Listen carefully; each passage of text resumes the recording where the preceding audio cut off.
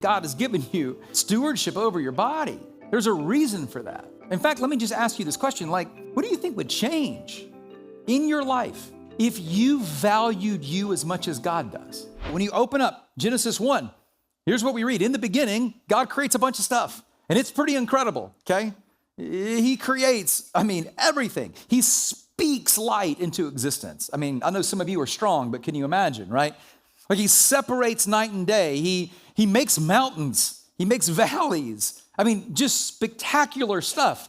We can't even imagine that, you know? Like I used to be an artist. I used to draw. I guess I just don't practice now. But like there were every once in a while I would draw something pretty good, but I never made a mountain. It's incredible. You know, he's making fish and all sorts of stuff that we don't really understand, like jellyfish. What's the purpose of that? But, you know, he made them. He makes animals. All the trees, bushes, different kinds of grass. Just unbelievable creative power. That happens over the first 5 days. And then in the sixth day, he creates the pinnacle of creation. In fact, in the sixth day, he says that everything else has been good, but this last thing is really good. So in Genesis chapter 1, we're going to start in verse 26. Let me open up my Bible here. In Genesis chapter 1, starting in verse 26, we're just going to read this first verse for a second. Then God said, let us make mankind in our image, in our likeness, so that they may rule over the fish in the sea and the birds in the sky, over the livestock and all the wild animals, and over all the creatures that move along the ground. So God created mankind in his own image. In the image of God, he created them, male and female. He created them. Now let's just pause there for a moment. Just hold your place. I want to make 2 points about this, but here's the first point, and it's so important. When you think about everything that God created, when you read through the creation account, right, he makes a lot of good things, as we said. The mountains, the seas, the rivers, the fish, the animals, the trees. It's unreal what he creates. And it's incredible how beautifully balanced the creation is. Some of you know this. You've maybe studied this in science or in school, but you know, if the sun were inches closer, we'd burn to death. Inches further away, we'd freeze to death. Like it is in beautiful harmony, and God created all of that. But there's something unique about you, because everything else that God created was outside of himself, except for you, except for me, except for us. Everything else God created was not like him, but we are. We're the only thing in creation that is created to reflect the image of God. And nothing else can say that. I know that seems like, oh, okay, that's kind of cool, but if you could pause long enough and let that sink into your heart, it would change you.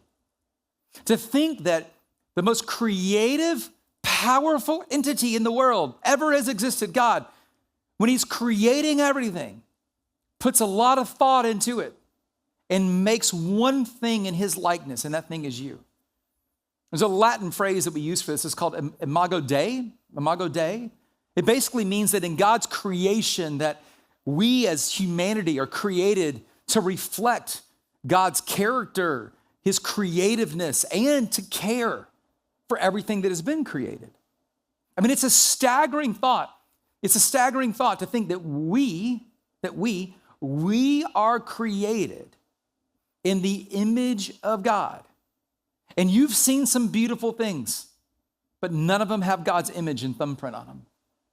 You've maybe visited the Rocky Mountains and you were stunned by the beauty, but the Rocky Mountains can't say, yeah, but I'm in the image of God. Only you can. You've seen beautiful animals before. Maybe you've been on a safari. I got to do that one time when I was on a mission trip, and you see things that in the wild, you can't even imagine a lion walking by on the road, just the power of this animal. But the lion can't say that. The lion isn't created in the image of God. You are. You're the only thing created in the image of God. You're the only thing created like God. Which means that nothing in creation, this is important, nothing in creation is more valuable than you. Nothing. No animal, no bird, no tree, no mountain, nothing. Nothing is more valuable than you. when it comes to God, who values everything that he's created, he values you more than all of that stuff.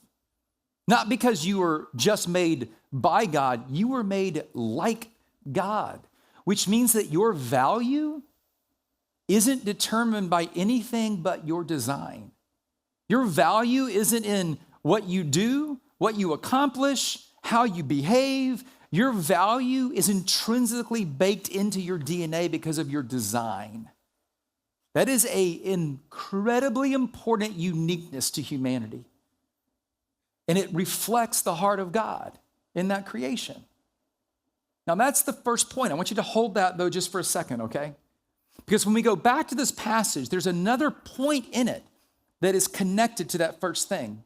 So if we go back to verse 26, then God said, again, let us make mankind in our own image, in our likeness, so that they may rule, this is a big word, rule over the fish in the sea and the birds in the sky, over all the livestock and the wild animals, and over all the creatures that move along the ground.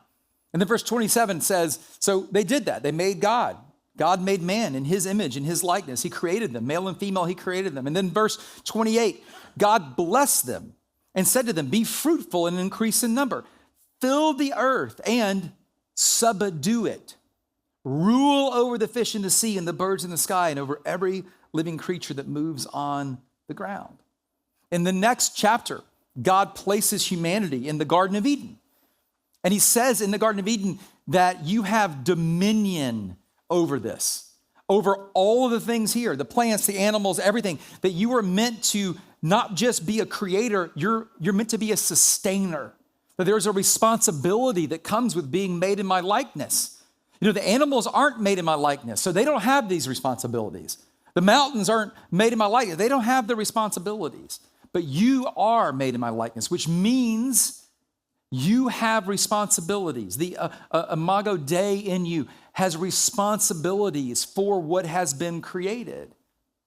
The point two, and this is important, God gave us dominion over his creation, but he gave us to us as a stewardship. Like God created you in his image, and then he gave you dominion to rule over, to take care of everything that has ever been created. That word subdue and rule basically means to care for, to be responsible for. So when God created you, he created you to take care of things. I think about this for a minute.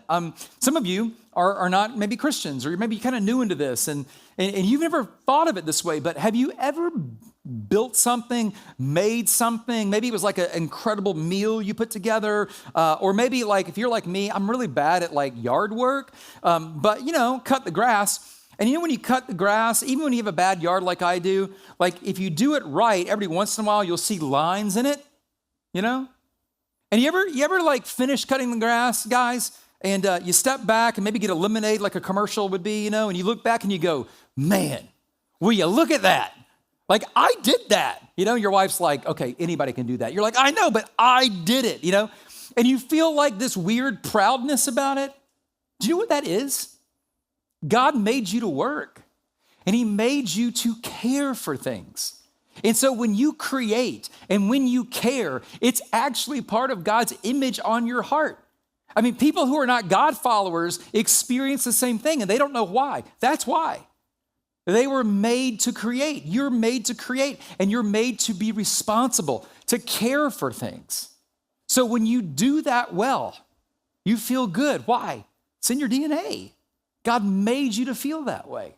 Now, with all that in mind, these 2 points kind of go together, right?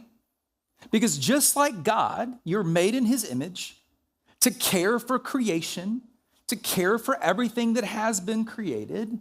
But you ever thought about what that might include? Because it includes everything.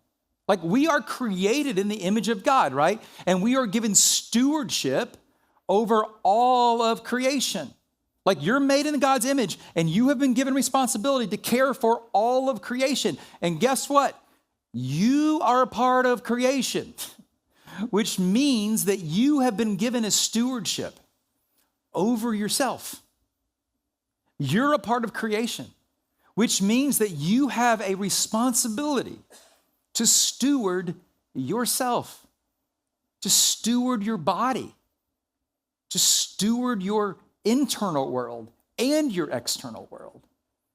I mean, you and I were, created in the image of God, but we're also created beings in the world that God created to take care of things that were created. And you're one of those creations. You're the most valuable creation.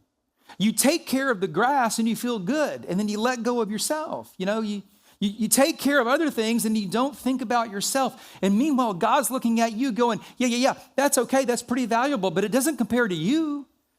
You are so valuable because you're the only thing made in the image of God. There's a song that's not a worship song. John Mayer's singing. It's called Your Body is a Wonderland. I'm not going to sing it for you. However, God would probably say, yeah, maybe, but the real truth is that your body is a stewardship. Now, that song doesn't sound as fun to sing, but it's true. Your body's a stewardship that God has given you responsibility for. And I don't want to, again, I said this earlier, this is not about making anybody feel ashamed or guilty. I mean, please do not feel that. I just want you to think a little bit about what this actually might mean. Because here's the reality, your body actually reflects what you believe. Your body reflects what you believe about God. Your body reflects what you believe about yourself. Your body reflects how much you value the things that God has created. Because your body is sacred. Your body is a stewardship. And this isn't about winning ab competitions. This is about a calling that God has given us. It's about an opportunity and a responsibility that God has given us. And Jonathan will talk about this next week, but it isn't so you can become an Instagram model. That's not why. God has given you stewardship over your physical body, not so that you can get on the cover of a magazine or so that you can walk out on the beach with one ab and make fun of your computer nerd friends. Like, that's not why.